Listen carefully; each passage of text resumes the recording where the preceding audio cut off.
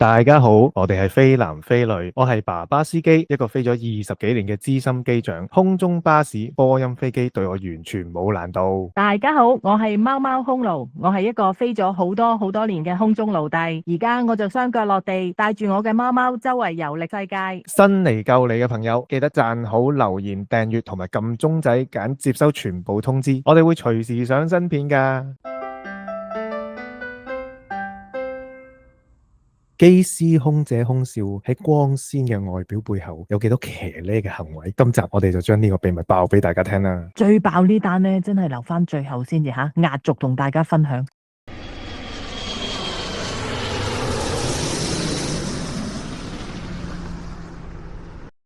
我哋飛長途機嘅時候呢，咁我哋中間會輪流去休息噶嘛，咁就去我哋個休息室嗰度，每人有張床，咁喺嗰度呢，夜闌人靜，黑掹掹，大家喺自己個床嗰度休息嘅時候呢，你知唔知有一次發生咗一件好搞笑嘅事？呢一件事呢，我哋呢笑咗好耐好耐。爸爸司機，你要唔要估下係一件咩事呢？呢件事流傳咗喺我哋嘅空姐界入邊呢，好耐噶啦，係一單都幾搞笑嘅事嚟嘅。佢唔會係瞓瞓碌咗落地係嘛？因為即係嗰張床呢，我哋要形容下俾大家聽先。其實我哋瞓嗰啲床咧，係真係平時啲碌架床，但係冇欄杆嘅吓，搵個窗簾就咁拉埋就遮住啲光。其實咧打橫真係瞓身唔過一碌就可以跌落地下。即係我斷估佢唔係跌咗自己落地下啊嘛。跌落地下咧，我就真係未見過。但係咧，佢唔係自己成個人跌落地下，係喺佢張床有啲嘢跌咗落地下，嘣一聲，跟住咁即係大家第一時間梗係拉開條簾裝下啊，咩事咧？咁你估下佢跌咗啲咩落地下？咁瞓覺咁嚟去都係帶下電話啊，帶下手袋，帶下化妝盒嘅啫，仲有咩可以跌啫？哇！呢樣嘢啊，我俾你估極你都估唔到啊！佢跌咗一個啊會震嘅雞蛋形嘅東西出嚟啊！咁特別，唔係玩呢啲啊嘛？你諗啲乜嘢啊？可能嗰個按摩器嚟嘅咧，而家好多唔同嘅嘢買噶嘛。可能啊，就係手痛腳痛，咪攞嗰個蛋形嘅吓，震震地咁咪可以做個按摩，按摩下我哋啲手手腳腳腰骨啫。咁特別，咦？我使唔使又買翻個，得閒喺飛機上面按摩下？我覺得應該係咧，若然真係唔小心跌咗出嚟咧，我唔執啊，唔知啊，指住話邊個噶咁咯，即刻扮唔係自己咯，唯有。哇！俾我見到我真係忍唔住會爆笑，同埋哇！如果係我係嗰個老總，我真係去邊度搵窿捐咧？大佬，你飛機又走唔甩嘅，你成架飛機冇門俾你走噶嘛？你唔通跳傘走咩？成程機見到老總就笑10次噶咯。講開呢啲奇怪行為咧，喺個機師休息室度見到我個隊長咧，做一啲好騎呢嘅嘢。唔係啊嘛，男人喺個休息室又可以做啲咩騎呢嘢啊？咁當然冇你嗰單嘢咁騎咧，但係即係想當年我都望住佢，我就喺度研究咗一陣，究竟佢想點咧？機師休息室咧嘅正對面咧就係個廁所嚟，咁我哋輪流休息噶嘛，我同佢係同一個時間休息嘅，咁所以佢就出咗去先，咁出去嘅時候咧就見到佢咧個休息室度門開住嘅，咁但係啲燈係完全熄晒嘅，咁入邊即係黑黑地，跟住我見到佢面壁企咗喺度唔喐，跟住我啊咩事咧？呢位隊長你咁奇怪嘅，即係佢又唔係話準備鋪床瞓覺，又唔係話換衫，佢就咁企咗定咗喺度，跟住眼合埋嘅，唔知做乜嘢，真係望住埲牆㗎。跟住我諗咗好耐，啊發生咩事？咁啊唔理佢啦。咁啊後尾瞓醒咗翻嚟，咁我問佢：啊隊長啊，我見到你頭先企喺度咧，閂晒燈，你喺度做咩？跟住話：哦，其實我喺度咧培養緊瞓覺嘅情緒。你熄晒啲燈啊嘛，咁你個人咪覺得哎呀而家天黑啦要瞓覺啦。我心諗有冇搞錯？即係你做咩要開住道門做呢樣嘢啫？即係你如果要黑掹掹咁，點解你唔閂埋道門做嘢啫？你開住道門出邊啲光咪又係搽晒入嚟，而你開住道門對面就係廁所道門，個個喺度道門出出入入 bling bling， 你仲有心情去呢個瞓覺咩？所以我就係覺得點解佢哋可以做埋啲咁我理解唔到嘅事情咧？即係到呢一刻我都唔係好理解到點解佢要開住道門嚟做呢樣嘢。係我覺得佢有冇成功咁樣培養到個情緒而瞓得着呢？嗰一程機瞓唔瞓得着我唔知，但係呢個隊長咧都出咗名咧，神神化化，成日無啦啦即係發脾氣，傻傻地，所以我覺得佢應該都係瞓得唔好。佢瞓得好就唔會無啦啦發癲鬧人。哇！講起你哋嗰啲咁嘅神化隊長啊，你知唔知有一個又係好出名嘅神化到係點呢？嗱，每一次咧，你哋一上機啊，我哋就要問你哋啊，要飲乜嘢啊，飲杯嘢，我都唔係好明。喂，大家都係同事啫，點解你一上機我又要問你飲咩呢？我自己都未有嘢飲，咁啊唔緊要啦，呢傳統嘅嘢就俾杯嘢你哋飲啦，揸飛機辛苦。跟住嗰個隊長，你知唔知佢奇怪到呢？佢話佢要一杯茶，但係嗰個茶咧，嗱，你用咗一個杯斟啲熱水，再擠個茶包落去噶嘛，嗰啲茶係，佢話嗰個茶包你擠落去咧係要浸12下，即係擠落去一下拎翻上嚟，第二下拎翻上嚟，第三下拎翻上嚟，要咁樣咧浸拎起12下喎。你話係咪真係咁特別嘅咧？我浸12下你知咩？若然我浸13下，你估佢知唔知啊？嗱，嗱，呢個隊長真係全公司出晒名㗎喎，即係喺呢個 crew 界中佢又出名啦，喺我哋機師界佢都好出名㗎。嗱，12下茶包呢個佢就真係出名到爆㗎啦，而亦都真係有 crew 問過佢，佢話：如果我跌11下同埋跌13下，你係咪飲得出㗎？嗱，佢真係話佢飲得出㗎，我唔知真定假。同埋咧，又爆多啲俾你聽咧，呢個隊長喺駕駛艙入邊咧，佢真係好騎呢，即係佢唔係好同人講嘢。喂，唔係喎，聽講佢有老婆㗎喎，佢點會有社交障礙啊？有老婆就唔可以社交障礙嘅咩？佢淨係同佢老婆 social 咯，佢唔同佢老婆以外嘅人社交。聽聞有一個 FO First Officer 同佢飛嘅時候，咁First Officer 唔知係咪自己手痕咧，咁啊帶嗰啲滴答筆啊，即係嗰啲咧撳出嚟會嗒一聲嗰啲筆咧，咁就手痕咁喺度咔咔咔咔，跟住咧呢個隊長突然間擰轉面過嚟，好大聲咁，淨係鬧佢停啊！你唔好再做啦咁，你嘈到我，你煩到我咁。跟住個 FO 就係呆咗。第二個故事咧就係話咧，好多時我哋飛嘅時候咧，即係我係負責飛嗰個即係控制架飛機起飛降落嗰個咧，我哋叫 PF Pilot Flying，即係操縱起飛降落嘅機師啦。咁另外嗰個人咧叫做監控機師，係啦，佢就負責監控下我有冇做錯嘢，或者架飛機係咪喺我哋飛行上面有冇出錯。落地之前咧，咁我哋要放碌噶嘛，個飛行機師話放碌 check 過之後冇事冇幹可以放咧，咁佢就會伸隻手埋去就放碌啦。咁通常都唔會去挑戰嗰個飛行機師點解你慢咗，或者點解你咁早或者點。咁啊佢話放咪放咯，係咪先？咁好啦，但係呢個隊長就好騎呢，即係話說個副駕駛就飛啦，咁啊叫佢放碌，跟住咧佢又唔喐嘅，佢坐咗度又唔答又唔講嘢，唔喐。跟住個 FO 以為聽唔到，咁啊再講多次放碌咁，佢係繼續坐喺度唔喐。跟住個 FO 就驚，因為呢個隊長你出地名咁啊奇怪咁，心諗做錯嘢定講錯嘢咧？佢猶豫咗咁幾秒至10秒之際咧，突然間咧個隊長就自己伸隻手埋去 ，now 即係話俾佢聽，而家就放。佢唔理你嘅，佢係自己裏面個腦喺度有一套嘢喺度諗緊，即係佢覺得你頭先放碌嘅時間唔啱，而家放碌啱啦。我哋個機師嘅群體裏面咧，佢係一個非常之奇怪，佢係完全唔會同你有任何交流，亦唔會知道佢諗緊乜，佢亦唔會諗你諗緊乜。其實佢咧對於飛行安全嚟講咧，都係一個幾大嘅問題嚟嘅。佢係咪退休啦？應該走咗咧，不過唔知走咗幾耐。但係亦都聽聞啊，即係佢一路好想去做呢個教官訓練機長，但係公司咧就一路撳住唔俾佢去做，因為喂大佬，你點樣俾一個咁嘅人去做 training？可能佢好勁，但係你都唔識教人，你嗰個即係同人嘅交流嘅技巧零嘅，甚至係負添，咁你點樣去教人啊？我咧就唔識整12下嘅茶包茶俾佢啊！你知唔知我點樣對付佢？我就係咧拎一杯熱水，再加一個未開嘅茶包，跟住拎入去咧笑笑口，好 nice 咁同佢講：Captain 啊，我真係驚整得唔好飲啊杯茶，不如你自己沖啊！咁佢咪自己攞咗杯茶自己整咯。OK 喎，呢啲以退為進，即係俾我嘅話咧，串啲就同佢講：Captain 啊，我淨係識數到11同13，我唔識數12嘅，不如你自己數。係啊，但係我又唔想太過即係激嬲咗佢，佢揸飛機咁啊唔好啦，咁啊即係又要運用下啲技巧，少少地咁樣就俾佢處理咗呢件事咯。除咗呢啲奇怪人之外咧，又有啲咧都幾搞笑㗎喎。話說有一次咧喺個 crew bunk 嗰度瞓覺啦，大家休息，咁有一個時間你哋就要瞓醒翻嚟噶嘛。咁每個人唔同嘅，可能你起身再化個妝要早15分鐘起身，可能咧我就最後1分鐘一跳起身就衝出嚟可以交更做嘢。咁有一個女仔咧就新嚟嘅，唔知定啦，可能佢覺得好得意好好玩啦。你知唔知佢喺度做乜嘢？到起身嗰陣時，佢當然啦早咗少少起身啦，未夠鐘啦。佢喺個箍崩嗰度咧拉開個簾，跟住咧扮雞啼咯。佢喺度咕咕咕咕咁，佢覺得以為好好笑咯。咁啊將所有人嘈醒晒啦。跟住之後個老總鬧到佢七彩啊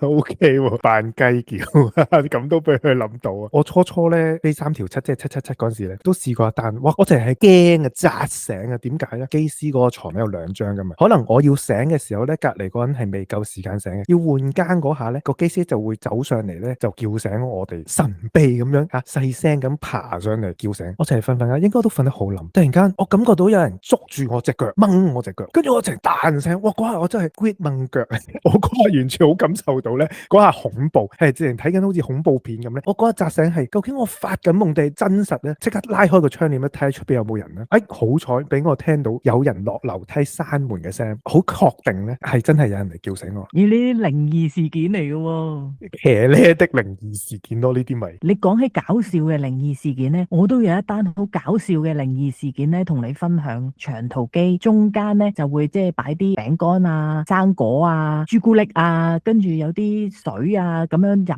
品啊咁擺喺度呢，就俾啲客人就可以中間啊，你哋去下廁所啊，跟住又可以攞下啲小食食下嘅。咁呢一個呢，就係一個商務艙嘅地方啦，中間好舒服嘅台嘅位置。咁嗰個 SP 呢，佢就可能為咗呢想搏表現，做好個表現，等呢我個阿頭睇到我做得好好呢，俾高啲分我咁啦。咁公司本身係有一個我哋叫做 standard 噶嘛，就係你每班機大家都係做相同嘅嘢，咁嗰啲客人上到嚟就會見到都係呢啲 standard 嘅嘢。佢又唔係喎，佢搞 standard 以外嘅嘢佢要做特別，你先覺得自己特別噶嘛。哇，又鋪晒嗰啲台布啦，又揾啲好靚嘅杯杯碟碟啦，佢係一張台跟住有埲牆咁噶嘛。咁佢喺埲牆度又擺啲杯啊，又擺啲嘢飲，其實唔使擺杯啊，因為咧水係一支支噶嘛。咁你擺啲杯喺度，其實有少少叫襯托啦，擺幾支花喺度，因為我哋頭等同埋商務會有一支花噶嘛。嗰啲洗手間佢又唔知點樣搣咗個花過嚟，又擺喺個杯上邊啊，鋪好晒台布，擺晒啲糖果啊、餅乾啊，咁樣好似好靚咁。但係你知唔知喺靚嘅背後，我行過覺得咧下好似咧去咗個靈堂咁啊！你諗下個靈堂前面係咪就係有啲嘢飲啦，又有啲糖果啦，仲要排到好靚咁，仲要白雪雪咁咯。喂，佢仲有冇咧擺幾本雜誌喺正中間咁？如果啲雜誌嘅封面仲要係個某個明星嘅大頭相，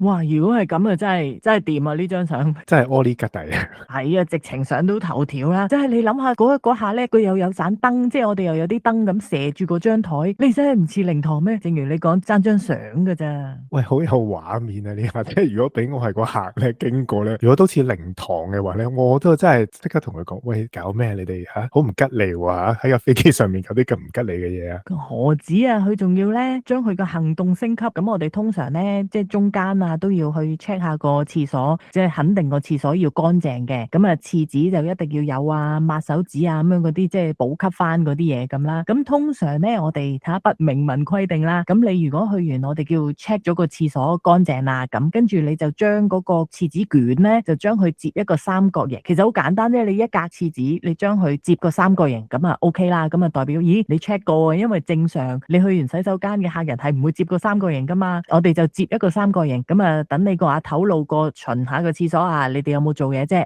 有，你摺咗個三角形即係有咁啦。哇，嗰個 SP 勁啊，佢唔係摺三角形，摺到一玫瑰花出嚟啊！你話呢啲真係咪做多咗咧？你覺得多嚿魚係嘛？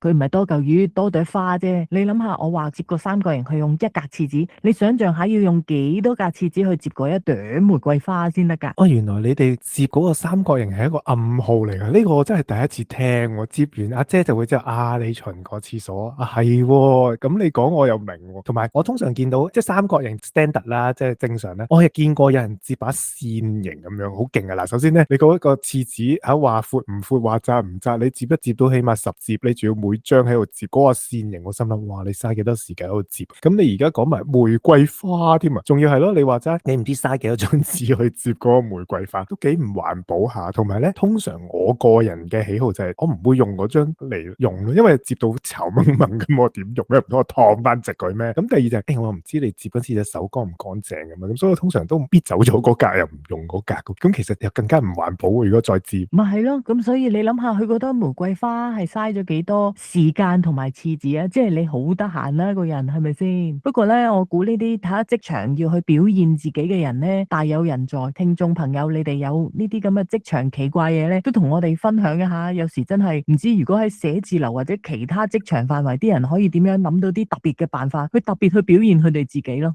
如果我下次做客見到呢朵玫瑰花咧，我一定要寫翻個非常之好嘅評價俾佢先。機艙服務員非常之用心地接了一朵玫瑰花在廁所內，抵讚。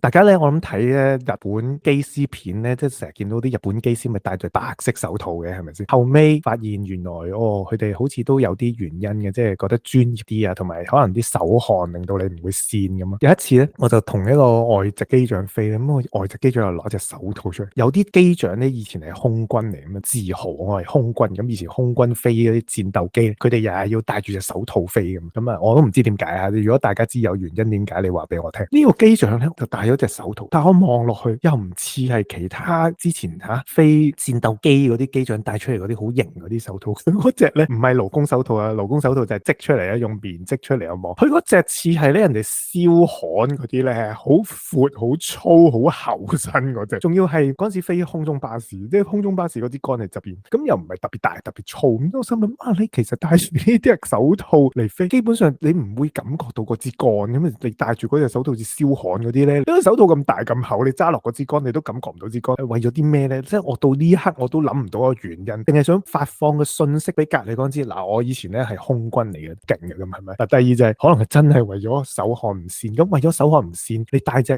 打高爾夫球嗰啲手套都得嘅啫，輕便輕巧，你攞一隻咁大嘅燒焊手套嚟做乜鬼咧？其實我曾經有時有諗過咧，如果我再同呢個隊長飛咧，我就走去攞嗰隻咁嘅焗爐手套出嚟，然之後咧就扮佢咁樣戴住隻手套嚟飛，即係大家喂你都戴隻燒焊手套咧，我戴隻焗爐手套都唔係好過分啫係嘛？梗係唔得啦！你又冇做過空軍，你唔識戴住嗰個手套，跟住撳你嗰啲掣嘅，啱撳錯隔離嗰粒肥手指啊！又係喎，其實空中巴士支桿有幾個掣係要撳嘅，即係如果焗爐手套啲手指突唔到出嚟，又撳唔到喎。你又啱。你話嗰個 captain 戴手套，我突然間諗起咧，有一單仲好笑喎。我哋話説咧，有個 crew 咧，據聞佢就嫁咗有錢人嚇，佢手上面咧就戴住一隻過100萬嘅鑽石戒指嘅。我據聞就我都冇咁好彩見識到呢一隻嘅過百萬嘅鑽石戒指，但係我都唔係好明點解你要戴住隻過100萬嘅鑽石戒指嚟上嚟快餐，咁你做嘢即係啲嘢褪嚟褪去咁唔驚揩親嘅咩？咁啊唔緊要啦，每個人唔同啦。咁話説咧，有一次就去到外地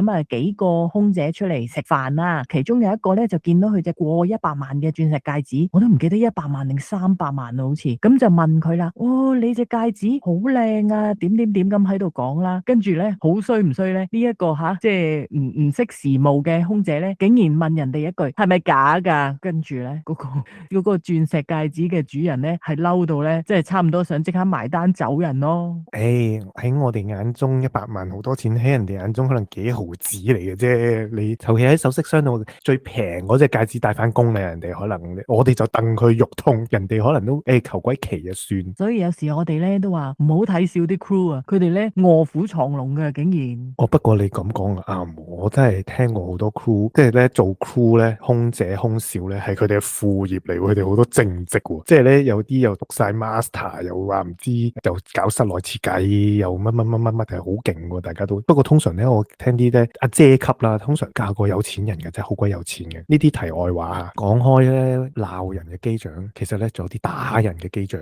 模擬器入邊咧，咁有啲模擬器教官入去個模擬機之前咧，我哋要做啲教學噶嘛，好好人嘅，即係哇，好似一個好慈祥老伯伯，個模擬機一閂門咧就發癲噶啦。即係咧，我哋都有個叫做模擬機嘅後群症啊，咩 simulator syndrome，我哋成日都話，即係咧機艙又係模擬機又係，唔知點解有啲機長咧教官咧一閂個門咧會變臉嘅，會變咗第二個人嘅。慈祥老伯伯咧就會咧喺你做錯嘢嘅時候咧，突然間喺後邊咧，你唔會突然間砰一聲挨一棍，佢原來咧帶住支棍喺個身。你如果咧喺個模擬器入邊做嘢做錯嘢，佢覺得你做得唔啱，佢真係一棍毆埋嚟啊！即係我諗應該唔會好痛嘅，即係如果好痛，即係受傷嗰啲，佢俾人告咗10世噶啦。跟住咧，佢一開門之後走翻出去嘅時候咧，佢講呢個課後講評嘅時候，佢突然間會變翻一個慈祥老人咯，又會話你頭先做得好好啊，你做得唔錯喎。我心諗點解可以咧？啲人咧突然間變臉變得咁勁嘅，180度變臉喎。最爆呢單咧，真係留翻最後先至壓軸同大家分享。我哋女仔嘅制服就有分一件上衣啦，好似恤衫咁着落去，跟住扣鈕啦，下身就係條半截裙咁樣就分開嘅，同上身再有件外套。如果喺冬天好凍嘅地方咧，我哋會再有一件大褸，咁件大褸咧就長到去嗰個小腿嗰度嘅。外地酒店我哋準備下走嘅時候，咁啊梗係凍啦，就個個着晒大褸。咁如果大家搭飛機都知啊，你過親呢啲 X 光機，佢一定要叫你除晒啲褸噶嘛。咁好啦，嗰次嗰個阿姐咧，佢堅持唔除件褸，佢話我唔除。咁大家都問你做咩唔除啊？你除咗件褸先啦，咁點過啊？咁啦，你知唔知點解佢唔除得件褸啊？佢又唔係收埋咗啲震盪按摩器喺個衫入邊啊嘛。如果收埋咗，你都要拎晒出嚟噶啦，唔可以有嘢喺個袋噶嘛。咁後來咧，我哋就問佢啦，點解唔除啊？佢話原來咧，佢喺酒店嘅時候趕得滯啊，佢唔記得着條裙啊，即係話如果佢打開個大褸之後後咧，佢只係得一個上身嘅上衣，下邊就得對絲襪，就冇咗條裙咯。咁佢點可以喺咁公眾嘅地方除開件大褸咧？呢個好笑，點樣可以唔着條裙，但係又記得着件褸而衝咗落去走啦？咁首先佢條裙去咗邊咧？唔係留咗喺個酒店房入邊係嘛？咁同埋咁佢上機點啊？即係24小時一路就即係着住件大褸喺個飛機裏邊工作啊？呢個係一個謎，究竟點解會着咗褸而唔記得咗着條裙咯？好啦，今日講住咁多先啦。如果你哋中意我哋嘅 channel 咧，就記得訂閱、留言、讚好同埋分享俾你哋嘅朋友啦。多謝晒，拜拜。拜拜。